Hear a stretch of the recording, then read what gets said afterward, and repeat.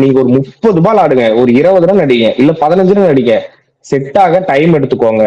கொடுக்க வேண்டியது வந்து இங்கிலாந்து டீமுக்கு தான் கொடுக்கணும். அவரோட வீக்னஸ் வந்து எக்ஸ்ப்ளோஸ் பண்ணது வந்து இங்கிலாந்து டீம் தான்.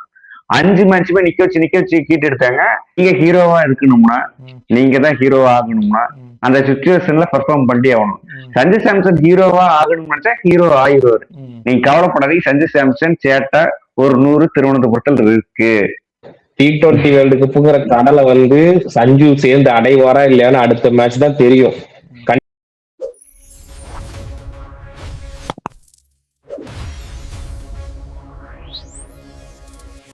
வணக்கம் கிரிக்கெட் மக்களே. இன்னைக்கு நம்ம என்ன பார்க்க போறோம்னா, சம்பவக்காரன் சஞ்சு சாம்சனுக்கு என்னதான் ஆச்சு. கடந்த கொஞ்ச நாளாவே T20 மேட்சஸ்ல ஆன் அண்ட் ஆஃப் ஆடிட்டு இருக்காரு சஞ்சு சாம்சனு. பேட்ல சரியா பட மாட்டேங்குது, ஒரு டெக்னிக்ல நிறைய ப்ராப்ளம் இருக்கு. அதை எப்படி பாக்குற தினேஷ்? நீ தினேஷ்ல இருந்தே ஆரம்பிச்சிடலாம், உன்னோட கருத்தை சொல்லு பார்க்கலாம். ஆல்ரெடி பார்ட் ஒன் போட்டு சஞ்சு சாம்சன் அடின்னு அடிச்சிருக்கோம். நான் என்ன சொல்றேன்னா, நீங்க அஸ்வின் சேனல்ல பாஸ்கிது ஒரு வீடியோ இருக்கும், மொட்டை பாஸ்கி தெரியுமில்ல, சினிமாலாம் நடிப்பாரு, தீயா வேலை செய்யணும் குமார். அவர் வந்து 1983 வேர்ல்டு கப் ஸ்குவாடு ப்ரொஃபஷனல் ஸ்குவாட்ல இருந்தாராமா. செலக்டார் ஸ்டேஜ் ஆமா, லெக் ஸ்பின்னரு. ஒரு நாள் கிரவுண்ட்ல போயிட்டு லெக் ஸ்பின் போட போனாராம். பயங்கரமா போடுவாராம். கபில் தேவ், சுனில் கவாஸ்கர், பயங்கர பேட்ஸ்மேன் எல்லாம் விக்கெட் எடுத்தாராமா. அந்த லீக் மேட்ச் எல்லாம் நடக்கும்ல, அதெல்லாம் எடுத்துட்டு போய் அப்ப வந்து பாஸ்கின்னு சொல்லிட்டு பயங்கர ஃபேமஸ். அப்ப வந்துட்டு அவர் வந்துட்டு திடீர்னு ஒரு நாள் கிரவுண்ட்ல போயிட்டு லெக் ஸ்பின் போட பார்த்தாராம். இந்த பிச்சில குத்து அடிப்பார், பக்கத்து பிச்சில போய் குத்திச்சான். அன்னைக்கு வந்து அவருக்கு அன்னைக்கு தன் கையில இருந்து வித்தேந்து எப்படி அவர் கையில இருந்து போச்சுன்னே தெரியல. இன்னைக்கு அந்த நிலைமையில வந்து சஞ்சு சாம்சன் இருக்காரு. பாஸ்கியோட நிலைமை இன்னைக்கு வந்து சஞ்சு சாம்சன் எப்படி கிரிக்கெட் ஆடுங்கிறதே மறந்து போய் ஆடிட்டு இருக்கிறார். இன்னைக்கு பேட்டிங்லாம் நீங்க பாத்துருப்பீங்கன்னு நினைக்கிறேன். ஒரு 6 ஒரு 4 போச்சுதான், இல்லைன்னா சொல்லல. முன்னாடி ஆடுறதா பின்னாடி ஆடுறதா, ஸ்பின்னு போட்டா டிஃபென்ஸ் ஆடுறதா, அடிக்க போறதா. சஞ்சு சாம்சன்லாம் நம்ம எப்படி பார்த்துருக்கோம். சவுத் ஆப்பிரிக்கா பங்களாதேஷோட செஞ்சுரி அடிக்கும் போது அடிச்சா அடிதான், 6 போகும். ஆனா இன்னைக்கு இருக்கிற சஞ்சு சாம்சன்ல கான்பிடன்ஸ் சுத்தமா கிடையாது. எனக்கு தெரிஞ்சு இஷான் கிஷான் ஃபிட்னா எனக்கு தெரிஞ்சு அடுத்த ஆட்டம் கன்ஃபார்ம் சஞ்சு சாம்சன் திருவனந்தபுரத்துலயே பெஞ்சில இருக்க போறாரு நினைக்கிறேன். அவரோட சொந்த ஊர்ல. அண்ணா சொல்லுவார் உடனே, 2 லெப்ட் எல்லாம் வாய்ப்பு இருக்குமா அப்படின்னு. லெப்ட் தான் வேர்ல்டு கப்பா வாய்ப்பு இருக்கும் போல. சொல்லுங்க. இல்லை, நான் என்ன சொல்கிறேன்னா, இன்னைக்கு மேட்ச்சு சஞ்சு சாம்சன் இதை விட ஒரு அற்புதமான ஒரு பிளாட்ஃபார்ம் அவரை ப்ரூவ் பண்ணுறதுக்கு அமையாது. இப்போ அபிஷேக் சர்மா அந்த சைடு அவுட்டு. நம்ம போன ரிவ்யூவில் சொன்ன மாதிரி சஞ்சுவுக்கு பால் ஆட கான்ஃபிடென்ட் இல்லை, ஓவர் அவுட் ஆறாருன்னா அவர் இந்த பக்கம் வந்துடணும், அபிஷேக் சர்மா அந்த சைடு ஆடணுன்ட்டு அபிஷேக் சர்மா சொன்ன மாதிரி அந்த பக்கம் தான் ஆடினாரு. அவர் ஃபர்ஸ்ட் பால் அவுட்டு. அவரு நமக்கு தெரியும், நான் சொன்ன மாதிரி தான். அவரு நம்ம போட்டுக்கிட்டோம்னா 0 for 1 அடிச்சாருன்னா அவரு 10 ஓவரில் மேட்ச் கொடுக்குற மாதிரின்ட்டு. இப்போ அந்த கதையை விடுங்க. இவர் என்ன பண்ணியிருக்கணும், தினேஷ் சொன்ன மாதிரி தான். அவருக்கு நிஜமாவே பேட்டிங் ஆட மறந்துருச்சா என்னன்னு தெரியல. எப்பயுமே ஒரு லெஃப்ட் ஹேண்ட் பவுலருக்கு, லெஃப்ட் ஹேண்ட் ஸ்லோ ஸ்பின்னருக்கு யாரு பேக் ஃபுட்ல போனாலும் மாட்டிக்குவாங்க. அது நிறைய வாட்டி நான் ஸ்டேடியத்துல நம்ம போய் பார்த்த மேட்ச்ல சென்னை பேக் ஃபுட் போறான், மாட்டிக்குவான். நான் யாருக்கு, சூரியகுமார் யாதவுக்கு தான் சொன்னேன்னு நினைக்கிறேன். அப்ப போட்டது ஆஸ்டன் ஆகார்னு நினைக்கிறேன். பின்னாடி போனா அவுட் ஏன்னா left hand fast left hand slow left hand பவுலருக்கு என்ன ஒரு இதுனா, ஸ்பின்னருக்கு அவங்க பாலை போட்டு டக்குன்னு வேகமா உள்ள வரும். நீ பேக் ஃபுட்டு போய் அட்ஜஸ்ட் பண்ணி ஆடுறதுக்குள்ள டைம் இருக்காது. அதே மாதிரி பாலுக்கு தான் இன்னைக்கு அவுட் ஆனாரு சஞ்சு சாம்சன். அவர் அவுட் ஆனாருன்னு சொல்றதை விட அவர் மேல வச்சிருந்த நம்பிக்கை எல்லாம், அவர் பேட்டிங் ஆடும்போது எந்த பால் அவுட் ஆக போறங்கிற மாதிரி தான் பார்த்துக்கிட்டே இருந்தோம் நான். சரி இவரு இன்னைக்கு 50 ஒரு 50 அடிச்சா கூட நம்ம தேத்திடலாம் அப்படின்னு தான் நினைச்சேன். ஆனா இன்னைக்கு ஆடின பேட்டிங் சத்தியமா வேர்ல்டுக்கு கூப்பிட்டு போனோம். இன்னைக்கு ஆன நிலைமை தான். ஏன்னா இன்னைக்கு இஷான் கிஷன் இல்லை, இருந்தா ஜெயிச்சுப்போன்னு சொல்றோம். இஷான் கிஷன் இருந்திருந்தாலுமே இன்னைக்கு ஆடின பேட்டிங் அந்த மாதிரி. எனக்கு சஞ்சு சாம்சன் பத்தி நான் இது சொல்றது, ஒரு சீரீஸே ஒரு பிளேயருக்கு வெளியாகுதுன்னா அதெல்லாம் ஏத்துக்கவே முடியாது. அதுக்கு அதாவது ப்ரூவ் பண்ண பிளேயருக்கே நான் ஒத்துக்க மாட்டேன். ஒரு சீரீஸ் ஃபுல்லா அடிக்கலைன்னா இவர் ப்ரூவ் பண்ண வேண்டிய இடத்துல இருக்காரு. அப்படி இருந்தும் இந்த சான்ஸை விட்டுட்டாரு. இப்போ 2 பேர் சொல்றதுமே கரெக்ட் தான். சஞ்சுவோட ஃபார்ம் வந்து ரொம்ப கன்சர்னிங்கா இருந்திருக்கு. இந்த மேட்ச்ல வந்து இந்த ஃப்ரண்ட் ஃபுட் பேக் ஃபுட் போயிட்டு வந்தது வந்து நீங்க கவனிச்சிருப்பீங்க எல்லாருமே.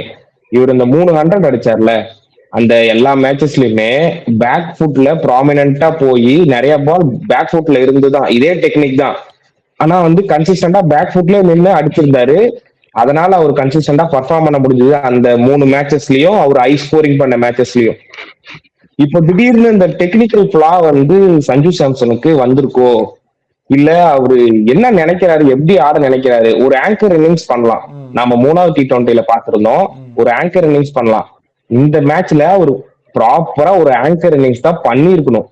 நான் தான் சொன்னேன், போன வீடியோல சொல்லியிருந்தேன், நீங்க ஒரு 30 பால் ஆடுங்க, ஒரு 20 ரன் அடிங்க, இல்ல 15 ரன் அடிங்க, செட் ஆக டைம் எடுத்துக்கோங்க. அந்த இதுதான் சொல்றோம் நாம. சொல்லு நீ இப்போ. அவர் ஆங்கர் இன்னிங்ஸ் ஆடதான் பார்த்தாரு இன்னைக்கு, அடிக்கலாம் பார்க்கல.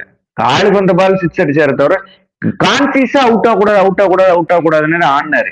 இன்னைக்கு வந்து அவர் வந்து நாம சொல்லலாம் சஞ்சு சாம்சனுக்கு ரெண்டு பாட்டு போட்டு அடி அடின்னு அடிச்சிருக்கோம், இல்லைன்னா சொல்லல. இன்னைக்கு அவுட் ஆகக்கூடாதுன்னு ஆடினாரு, கான்சியஸா ஆடினாரு.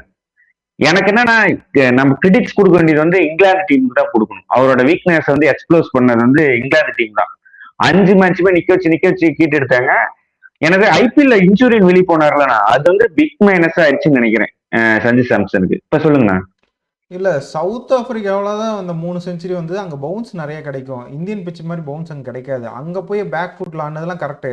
இங்கே நீங்கள் எத்தனை ஷாட் பேக் ஃபுட்டில் போகணும், ஒரு பால் கூட மிடில் மீட்டே ஆகல, அதெல்லாம் கீழே தான் விழுந்துச்சு. அப்பயே அவர் ரிலேஸ் இவ்வளோ பெரிய கிரிக்கெட் ஆடிட்டு இருக்காரு, பேக் ஃபுட் போனால் பால் பேட்டில் சரியாக மீட் ஆக மாட்டேன்னு அவர் கணிச்சிருக்கணும்.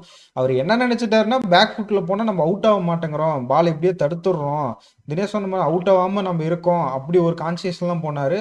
டக்குன்னு நான் கூட ஃபாஸ்ட் பாலர் ஆடிட்டாருன்னா ஸ்பின்னர் ஓரளவு நல்லா ஆடிடுவாருன்னு பார்த்தா, நான் ஸ்பின்னருக்கு போய் அவுட் ஆனாங்கிறத என்னால் இன்னுமே ஏற்றுக்க முடியல. நான் எனக்கு ஒரு 50வது அடிச்சிருந்தா ஒரு வேர்ல்டு கப்பு ஃபிட்டு உள்ள போலான்னு. ஆனா இது பெரிய கொஞ்சம் இப்ப டேஞ்சரா தெரியுது. ஏன்னா டாப் ஆர்டர் கொலாப்ஸ் ஆச்சுன்னு வச்சுக்கோங்களேன். இப்ப நான் ஆல்ரெடி சொல்லிட்டு இருக்கேன், இஷான் கிஷன், அபிஷேக் சர்மா 2 for 0ன்னு சொன்னேன். இப்ப 3 for 0ன்னு போடணும் மாட்டிருக்கு பார்க்க போனோம். அவர் தான் மெயின் விக்கெட் கீப்பரா பாக்குறாங்கன்ற போது அவரோட இடத்துக்கு இப்ப அண்ணன் எப்ப எந்திரிப்பான், தின்ன எப்ப காலியாவா, அந்த மாதிரி கதையாகி போச்சு. நீ கையை எடுத்தீங்கன்னா நான் மொட்டையில கை வச்சிருவேன்ற மாதிரி இஷான் கிஷன் உட்காந்துருக்காரு. இஷானுக்கு வந்து சின்ன நிகழ் தான் சரியாயிடும் சீக்கிரமா. சொல்லு. இல்ல அது வந்து சஞ்சு சாம்சன் எப்பயும் போல இந்த சீரீஸ் ஃபர்ஸ்டே சொல்லியிருப்பாங்கன்னு நினைக்கிறேன். இந்த மேட்ச் ஃபுல்லா நீ ஆட போறேன்னு சொல்லியிருக்காங்க. அன்எக்ஸ்பெக்டடா இங்க நடந்தது என்னன்னா, இஷான் கிஷன் உள்ள வந்துட்டு பயங்கரமா பெர்ஃபார்ம் பண்ண ஆரம்பிச்சிட்டாரு. அந்த ப்ரெஷர் தான் எனக்கு, வேர்ல்டு கப் ப்ரெஷர்லாம் எனக்கு அவர் மேல வந்திருக்குமா என்னன்னு தெரியல.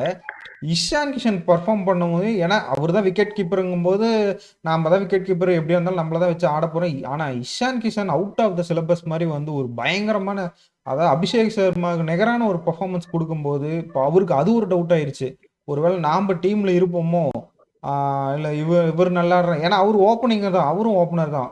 மிடில் ஆர்டர் இருந்தால் கூட அவருக்கு அந்த சந்தேகம் வந்திருக்காது. அவரும் ஓப்பனிங்கும் போது நம்ம அந்த டவுட்லாம் அவர் மண்டையில போட்டு ஏற்றிக்கிட்டாரோன்னு தான் நினைக்கிறேன். ஆனால் சஞ்சு சாம்சன் வச்ச அந்த நம்பிக்கை ரொம்ப ரொம்ப இதாக ஆடிட்டார் இன்னைக்கு அவர் ப்ரூஃப் பண்ணியிருக்க வேண்டிய இடம் தான் இதுதான். இதுக்கு தான் நம்ம டோட்டலாக ஒரு சான்ஸ் எப்படி வரும், இப்படி தான் வரும். ஒரு 4 மேட்ச் உனக்கு சான்ஸ் கொடுத்து, நம்ம போன சீரீஸ் எல்லாம் கூட திட்டிட்டு இருந்தோம், என்ன கில்லுக்கு இப்படி சான்ஸ் தரீங்க, நீங்க சஞ்சு சாம்சனுக்கு சான்ஸ் தரேன். எனக்கு தெரிஞ்சு கில் ஆடி இருந்தா கூட பாலுக்கு பால் ஆடி ஒரு 30 ரன், தினேஷ் 30-15 பாலுக்கு ஒரு 20 அடிக்கிறாரு, ஒன் டே எல்லாம் அடிச்சு காமிச்சாரு. அந்த மாதிரி ஒரு இன்னிங்ஸ் கூட ஆடிடுவாங்களாட்டு. சஞ்சு சாம்சன் ரொம்ப புவரா ஆடுறாரு.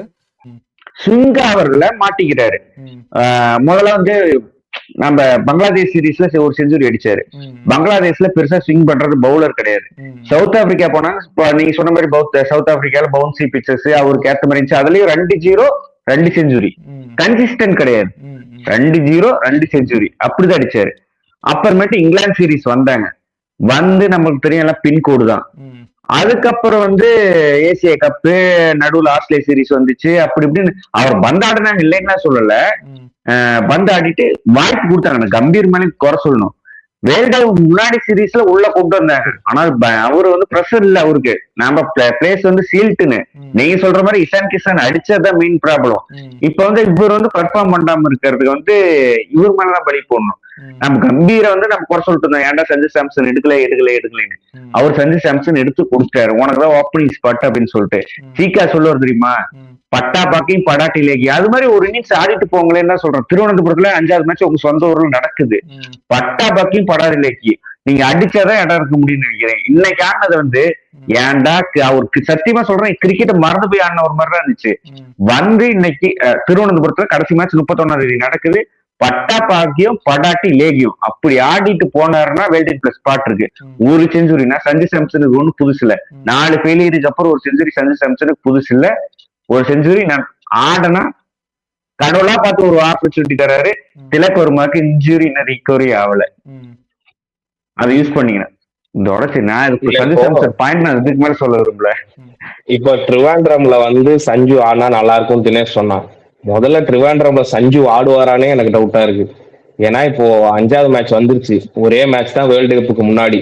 இப்போ டீம் மேனேஜ்மெண்ட் திடீர்னு ஒரு ஹார்ஷ் கால் நம்ம கேப்டன் கில்ல சேக் பண்ண மாதிரி, வைஸ் கேப்டன்ல இருந்து சேக் பண்ண மாதிரி திடீர்னு விக்கெட் கீப்பரை மாத்தணும்னு நினைச்சாங்கன்னா இந்த மேட்ச் தான் டெஸ்ட் பண்ண முடியும். ஆக்சுவலா இதுக்கப்புறம் உங்களுக்கு மேட்சஸ் கிடையவே கிடையாது. அதனால அடுத்த மேட்ச் வந்து எனக்கு ஒரு சர்ப்ரைஸ் தான். ஒண்ணு சாம்சன் இருப்பாரு, சாம்சன் இருந்தா அவர் வேர்ல்டு கப் ஆடுவாரு. இன்கேஸ் சாம்சன் இல்லைன்னா பேக்கப் விக்கெட் கீப்பர் தான். என்னை பொறுத்த வரைக்கும் அப்படிதான் நான் எடுத்துக்குவேன் அடுத்த மேட்ச். இது ஒரு சினிமா படம் மாதிரிதான். ஹீரோ ஃபெயில் ஆகிட்டே இருக்கிறாரு. சொந்த ஊர்ல உங்களுக்கு கிளைமேக்ஸ்ல ஒரு சீன் இருக்கு. எதிரணிகள் எல்லாம் அடிச்சு விழுத்தணும். நீங்க ஹீரோவா இருக்கணும்னா, நீங்க தான் ஹீரோவா ஆகணும்னா அந்த சுச்சுவேஷன்ல பெர்ஃபார்ம் பண்ணி ஆகணும். சஞ்சு சாம்சன் ஹீரோவா ஆகணும்னு நினைச்சா ஹீரோ ஆகிடுவாரு. நீங்க கவலைப்படாதீங்க, சஞ்சு சாம்சன் சேட்டா ஒரு 100 திருவனந்தபுரத்தில் இருக்கு. அவரே இருக்கு பிரச்சனை. இங்கிலீஷ்ல ஒரு சேயிங் இருக்கு, the river always find a way. அதாவது ரிவர் வந்து எப்படியா இருந்தாலும் கடலை போய் சேர்ந்து அடைஞ்சிரும். T20 வேர்ல்டு கப்புங்கிற கடலை வந்து சஞ்சு சேர்ந்து அடைவாரா இல்லையான்னு அடுத்த மேட்ச் தான் தெரியும். கண்டிப்பா எனக்கு தெரிஞ்சு என்னோட கால் படி அவர் ஆடணும். ஏன்னா அவர் இவ்வளவு தூரம் நீங்க கான்பிடன்ஸ் கொடுத்து கூட்டிட்டு வந்துட்டு திடீர்னு நீங்க சேக் பண்ணா அது கொஞ்சம் நல்லா இருக்காது. எல்லா டீமே பாதிக்கும். ஏன்னா இன்னைக்கு நம்ம பார்த்துட்டோம் கண் கூட, ஒரு பேட்ஸ்மேன் கம்மியா போச்சுன்னா எப்படி டீம் கொலாப்ஸ் ஆகுது, சீட்டு கட்டு மாதிரி கரைஞ்சி உழுவுதுன்னு பார்த்துட்டோம் நாம இன்னைக்கு. அதனால சஞ்சு சாம்சனோட பர்ஃபார்மன்ஸ் நான் ரொம்ப இம்பார்ட்டண்டா பாக்குறேன். சஞ்சு பர்ஃபார்ம் பண்ணா நல்லா இருக்கும், பர்ஃபார்ம் பண்ணுவாருன்னு நம்புவோம். நம்பிக்கை தானே எல்லாம்.